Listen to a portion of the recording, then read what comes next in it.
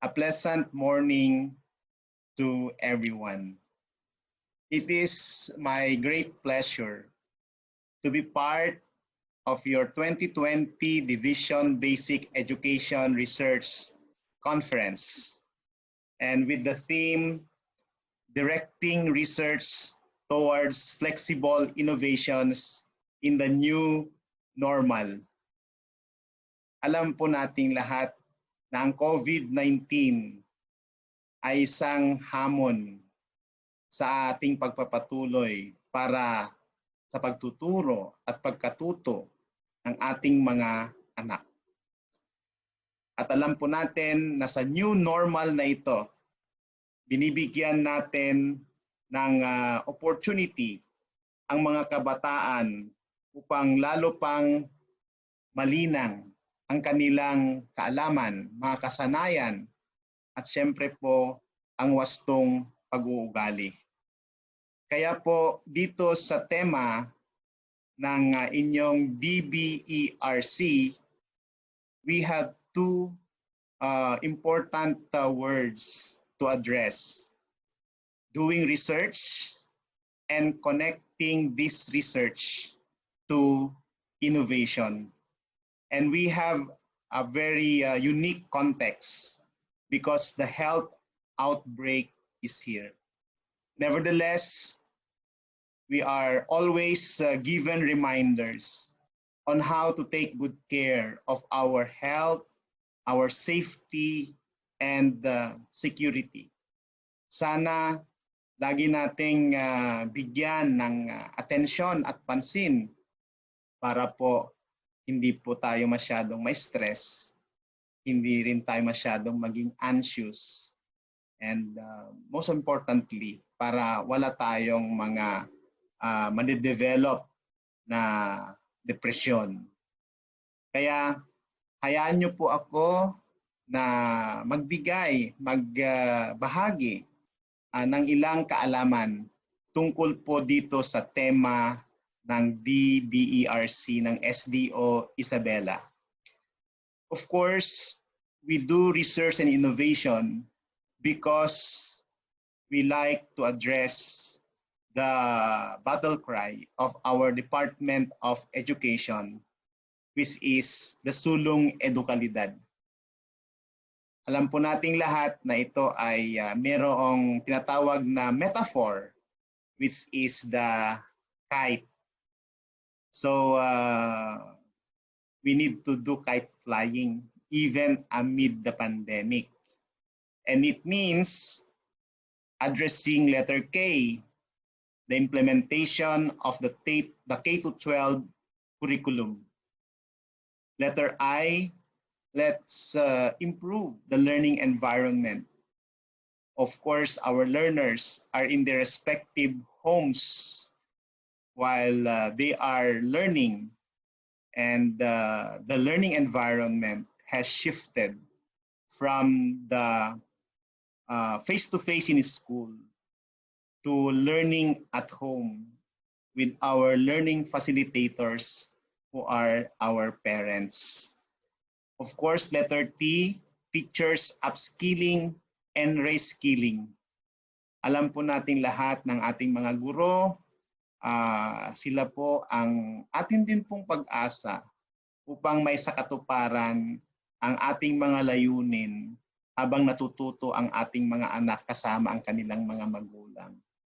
And of course, we all know the fact that in letter E, we have engaged a lot of partners, and we continue to pray for them to keep their generosity alive, because we really need them as we help our learners and their parents.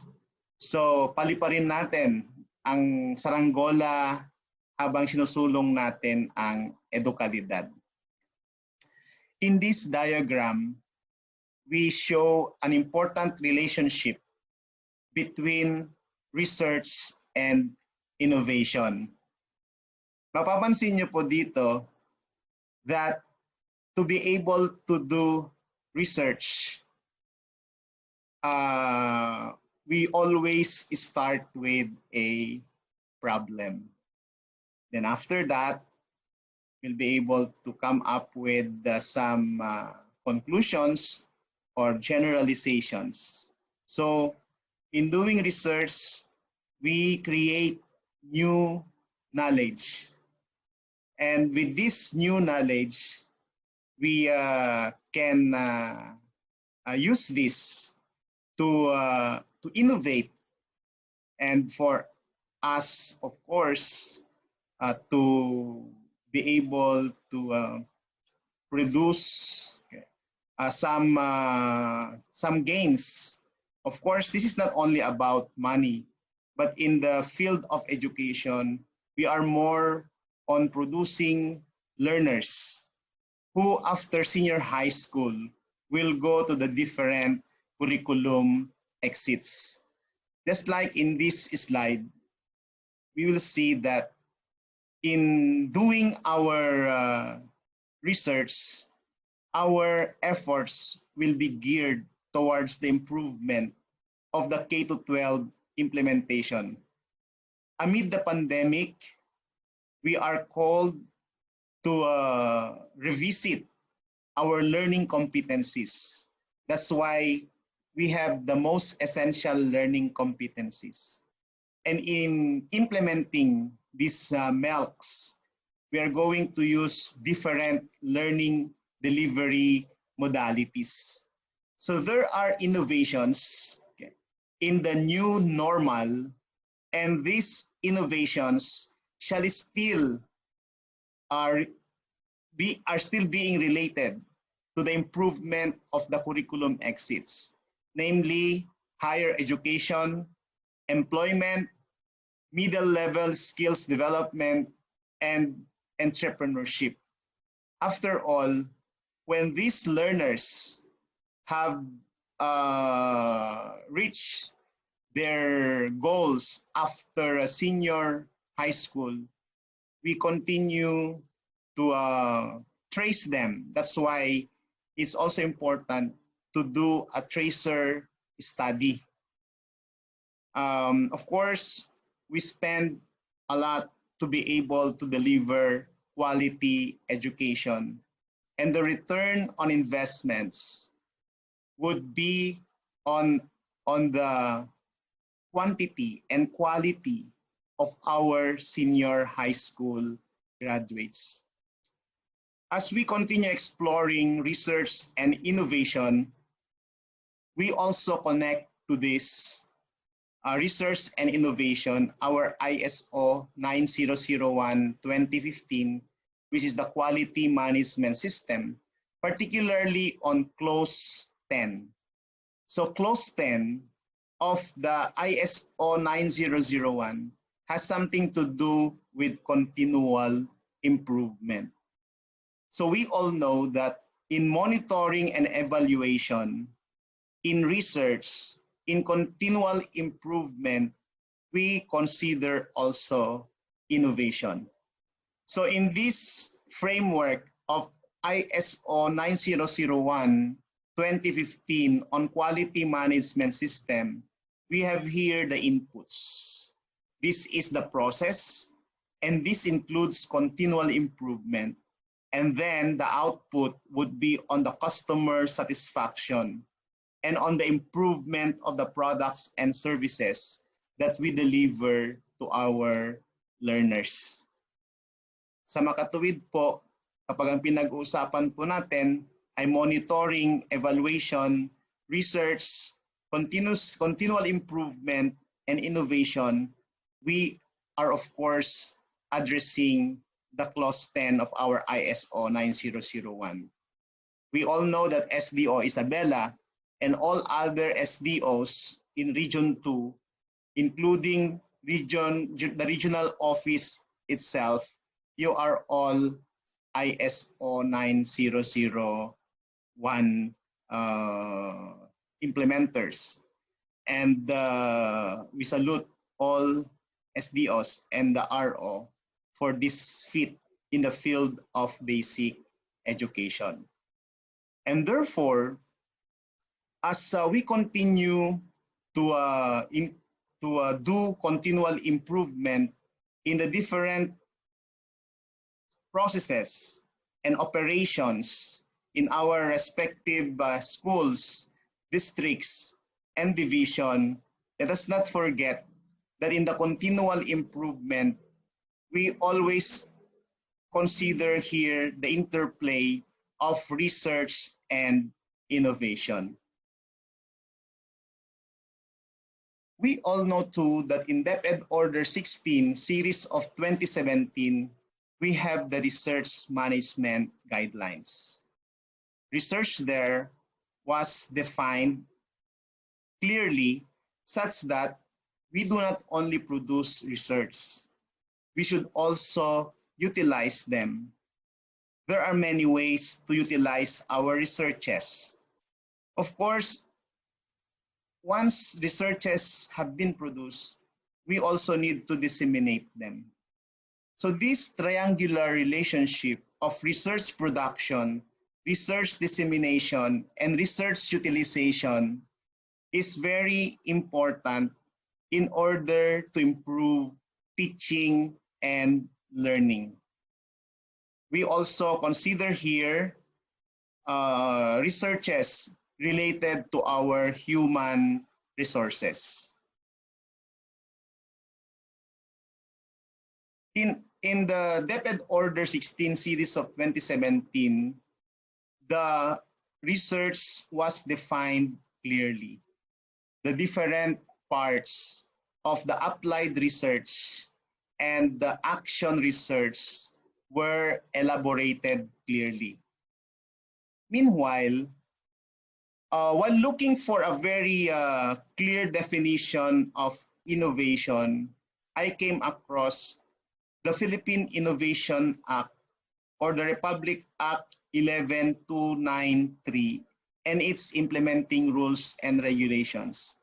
There, it defined clearly what innovation is. In the Philippine Innovation Act, it said, innovation refers to the creation of new ideas that results in the development of new or improved products, processes, or services, which are then spread or transferred across markets. If you're going to internalize this definition, we see words that are related to terminologies in the clauses of ISO 9001. These two are terminologies captured in the ARMEA, in the DMEA, and therefore, innovation must always help us discover what is best that can be done to deliver our services, all for the betterment of the learning outcomes in our schools. And since innovations in the new normal are captured in DepEd Order 12 series of 2020, then we need to implement well the basic education learning continuity plan. We understand that every school, every division have prepared their basic education learning continuity plan. There are many new ideas that are captured in this DepEd order. Since this is a DepEd order, we believe that there are many provisions there that are that need to be implemented, and in implementing them, research must come and help us study the different data that we will be able to gather in our monitoring and evaluation as we implement the innovations contained in the basic education learning continuity plan. So this is our major reference. However, we say that regions, divisions, and schools, including the community learning centers, are doing their best to contextualize and localize this DepEd Order 12 series of 2020. The DepEd Order 12, or the Basic Education Learning Continuity Plan, has a good number of pages. As you can see in this slide, there are 9 Roman numeral chapters. If you are going to study each item here, we recognize that there are new ideas, there are novel ideas that are included here. And everyone is requested to go over this and implement this in their respective contexts, respective localities. And as they implement this, as I've said, monitoring and evaluation, research, continual improvement, and innovation can come in. And therefore, as we implement these novel ideas, they give us some research problems that we can use as we do action research or even applied research. One of the novel ideas in the DepEd Order 12 is the MELCs, or the most essential learning competencies. So these are innovations on curriculum standards. Of course, if we look at the number of pages, we have around 800 pages of the MELCs, plus, of course, the pages of the MELCs for the special curricular programs. In these MELCs, we see here that from the learning competencies in the current curriculum guides, we have 14,171 learning competencies. And then, after considering the situation due to the pandemic, we have 5,689. Note too that in the different learning areas, magkakaiba po ang bilang ng mga most essential learning competencies. However, we see that in these learning competencies, as you can see here, I extracted this page from the MELCs of the DO12 series of 2020. There is a quarter here, there is a duration, and we have the MELCs code. Of course, the MELCs code consists of several parts. Like in this MELCs code, we have M4, ME, then we have 4A, and then 55. So this means that these MELCs should be taught during the quarter 4, and for these 2 MELCs should be delivered in the first week. So there is a code legend here that tells us exactly, of course, the target when to deliver this most essential learning competency. As I have said, learning competencies have different number, learning areas have different number of MELCs, and MELCs have their corresponding codes.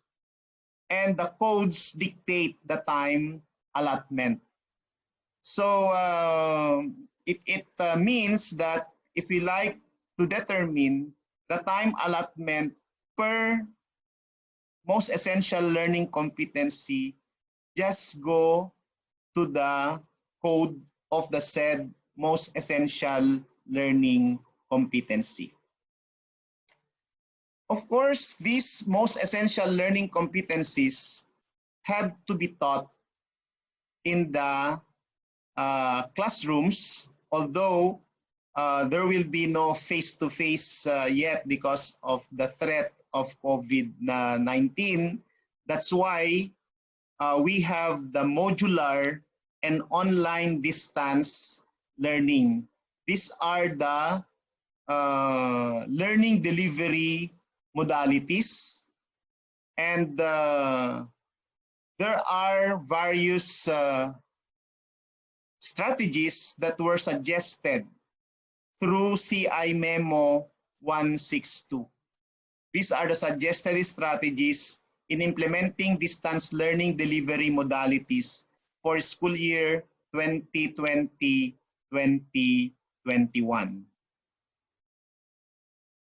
In this CI Memo 162, we also see that the DepEd orders are being observed here. Like, we have the DepEd Order 21, Series of 2020, the policy guidelines on the adoption of the K-12 transition curriculum framework for learners with disabilities. Then we also have guidelines for work immersion implementation during crisis situation. We also have the policy guidelines on the implementation of the homeroom guidance during crisis situation. So in implementing the CI Memo 162, we also refer to these standards that can help us implement the different innovations in the new normal. In the modular and online distance learning, we will be using, of course, synchronous and asynchronous for online distance learning. There will be DepEd Commons. We also watch the DepEd TV last week and this week. And of course, we have the self-learning modules.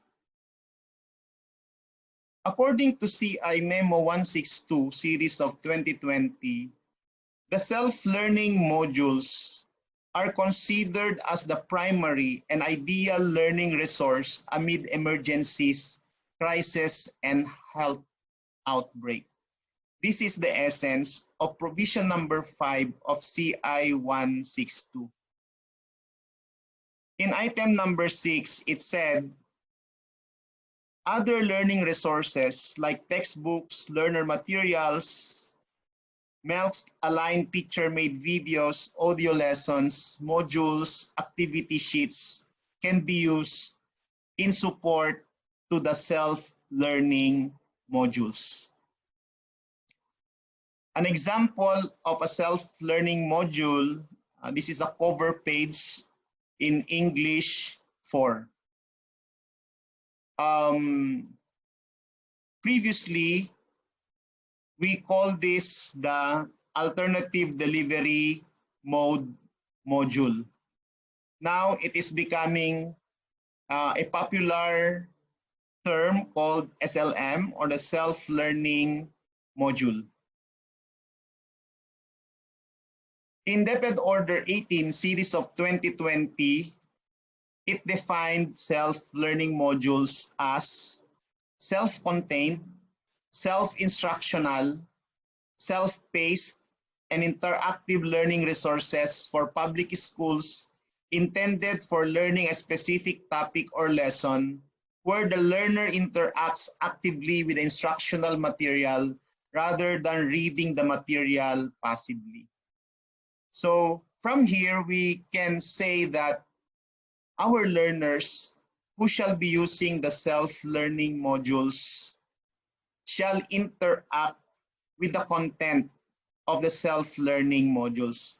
So parang ang SLM ay parang teacher na rin. Kasi kung babasahin natin ang laman, para siya ding teacher na nagpapaliwanag. Nagbibigay din ng papuri at syempre may mga iba't ibang bahagi ang self-learning modules. There are 14 elements or parts of a self-learning module. So as we can see here, element number 1 is the cover page, 2 is the copyright page, 3 title page, 4 introductory message, 5 is the introduction. It is here where we see the learning objectives or the most essential learning competencies. 6 is the pre-assessment. In element 7, we have the lesson proper with 5 elements, namely review, activity, discussion of the activity, mini lesson, and enrichment activity. Then we have element number 8, the generalization. Element number 9, application. 10, post-assessment. 11, additional activity. 12 is the answer key. 13 is the reference. And 14, the back outside over. So all SLMs in the Department of Education have these 14 elements or parts. Now, these 14 elements in the self-learning module can also be articulated with the other labels in the module. Like in element number 5, it is also labeled as what I need to know in the module. In number 6, pre-assessment or pre-test, what I know. In number 7, lesson proper, review is what is in. Then we have activity 1, what's new. Discussion of activity 1, what is it? And if there are other enrichment activities, what's more? In element number 8, generalization, what I have learned. We can also call it a wrap-up or a synthesis. Number 9 is the application, what I can do. Number 10 is the assessment. How did the learners fare in the post-assessment? Number 11, additional activities. And of course, number 12, the answer key. Here are the corresponding labels in Filipino for these elements 5 to 12 of the self-learning module. Bakit ko po ibinabahagi ang 14 elements ng SLM with this matrix of labels?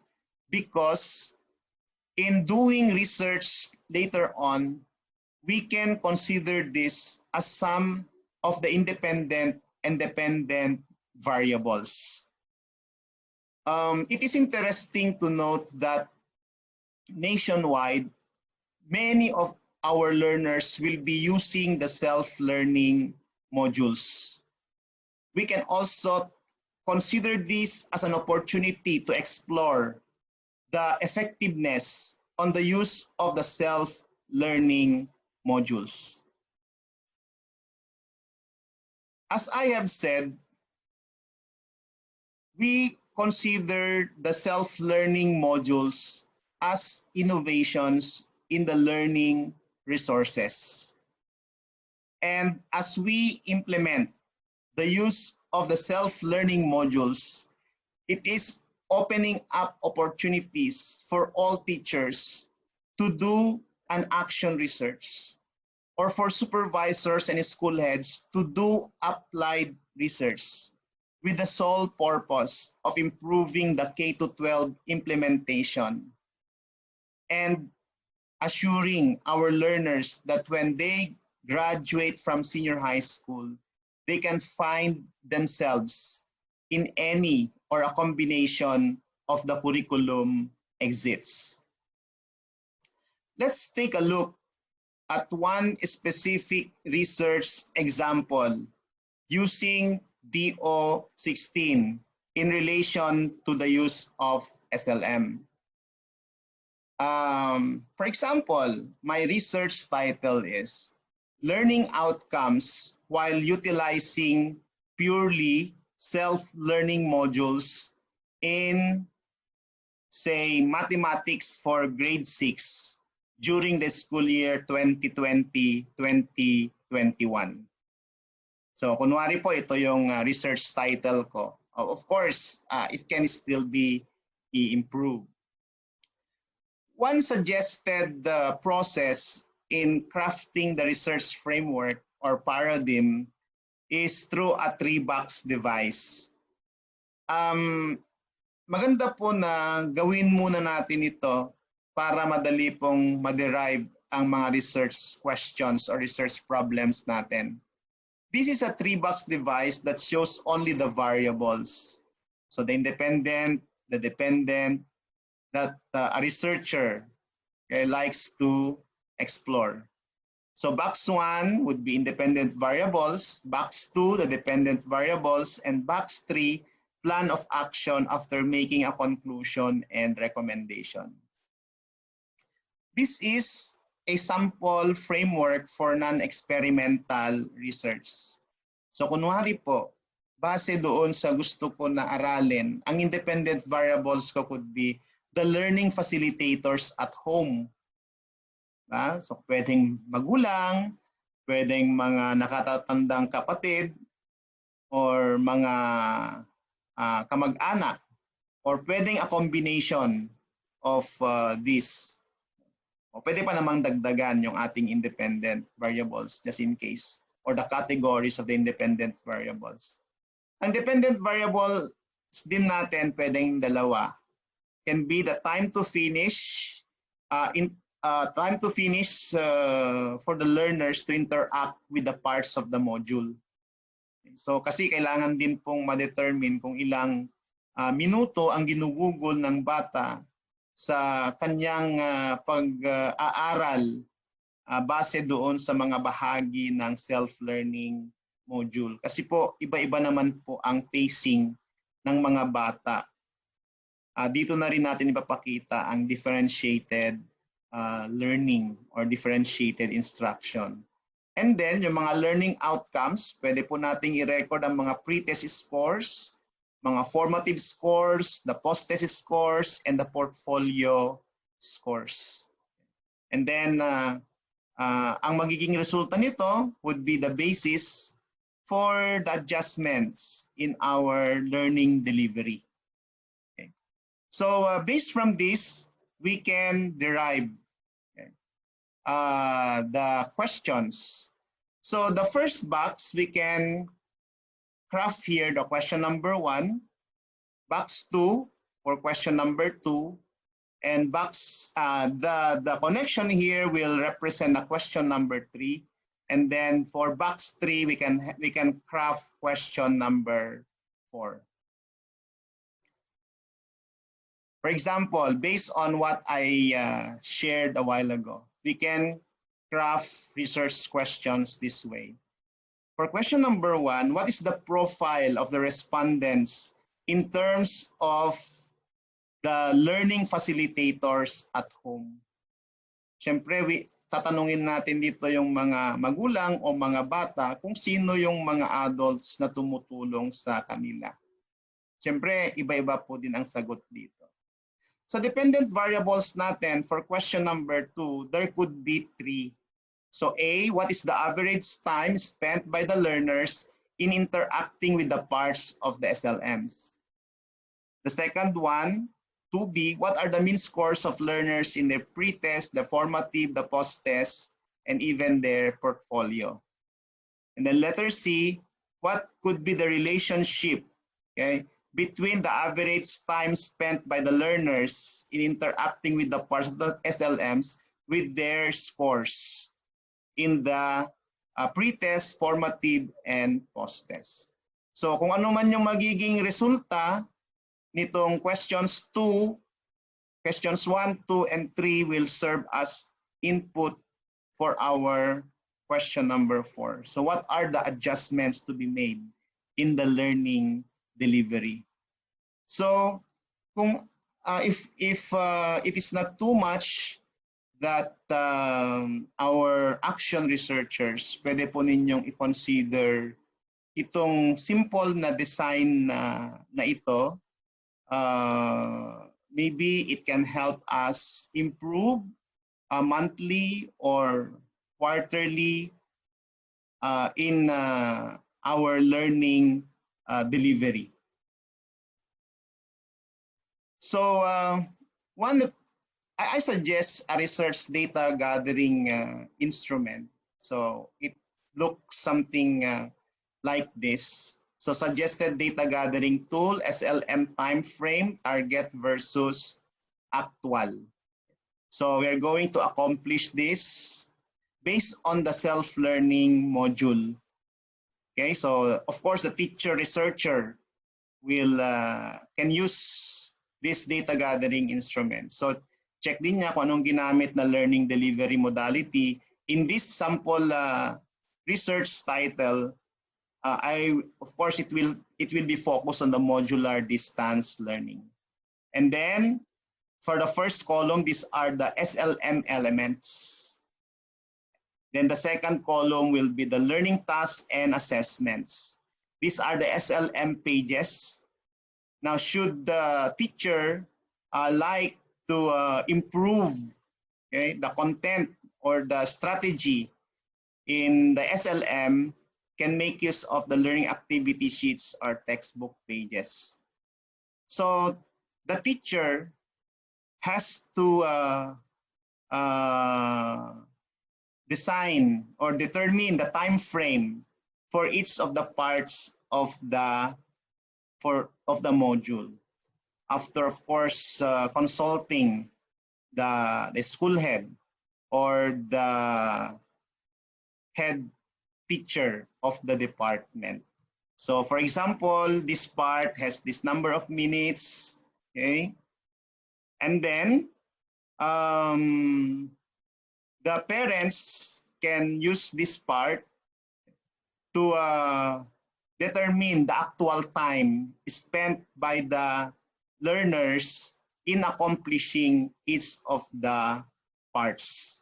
So in the study that I am proposing, these two data are very important. Okay. So this is just a suggested research data gathering instrument, and I hope it can help us.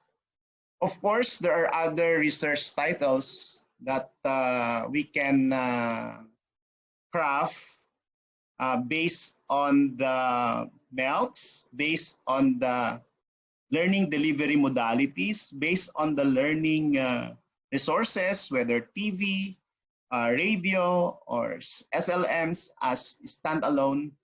And I'm very sure that these are the things that may be considered in your Division Basic Education Research Conference 2020, or even your DBERT 2021 next fiscal year. Okay, so I hope that I was able to share something that will help us improve on how we are going to deliver learning this school year 2020-2021, given the challenges posed to us by COVID-19. But nevertheless, in the new normal, continual improvement will still go on through research and innovation. So with that, stay passionate and compassionate. Thank you so much. God bless. Stay safe all the time.